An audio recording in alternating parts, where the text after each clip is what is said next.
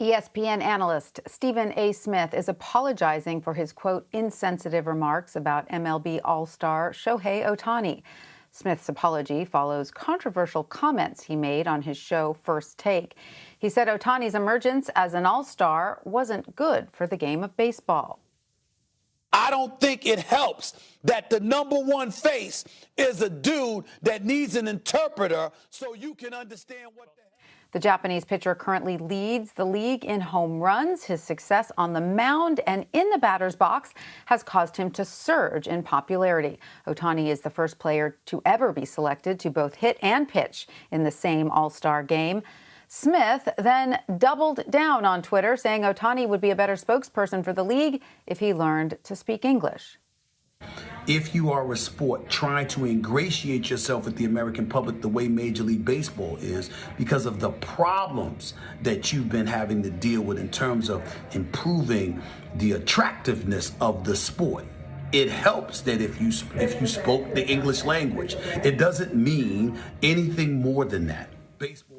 Smith then tweeted out a statement saying he was sincerely sorry for his comments, calling them insensitive and regrettable. The FDA is warning of a possible risk of a rare neurological condition in people who get the Johnson & Johnson COVID-19 vaccine. The condition is known as Guillain-Barré syndrome. There have been 100 suspected cases of it in the U.S. To put that into context, nearly 13 million Americans have received the J&J single-dose vaccine. And while a majority of those cases were serious and required hospitalizations, most people make a full recovery.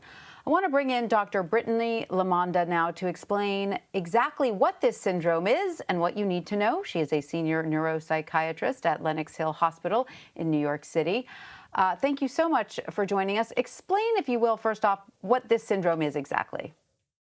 Yeah, so thank you so much for having me. So as you pointed out, it's an incredibly rare neurological condition. It's an autoimmune condition, which basically means it's the body's immune system attacking itself.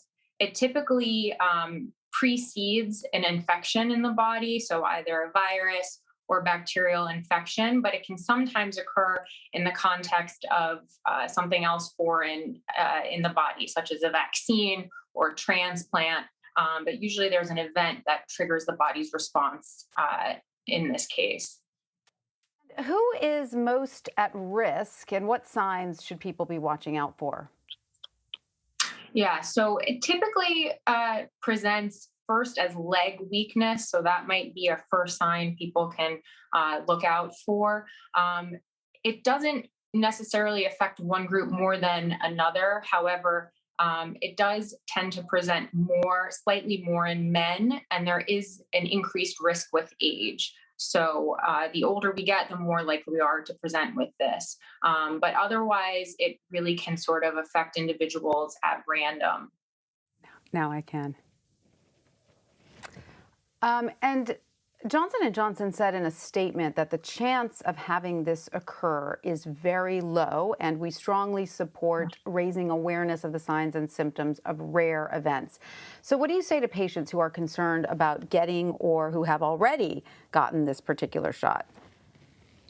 Yeah, so if patients have already gotten the vaccine and there's no sign of any weakness, then there's really nothing to worry about. The symptoms of Guillain-Barré really occur pretty rapidly, and they sort of plateau after 2 weeks. So if you've had the vaccine and you don't have a response initially, there's really nothing to worry about. It's not very likely that it would occur later on.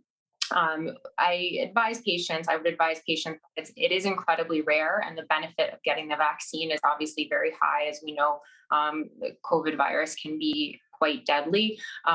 Individuals who do feel like they're at higher risk might be advised to consider one of the other vaccines. But again, it is an incredibly rare complication of the vaccine.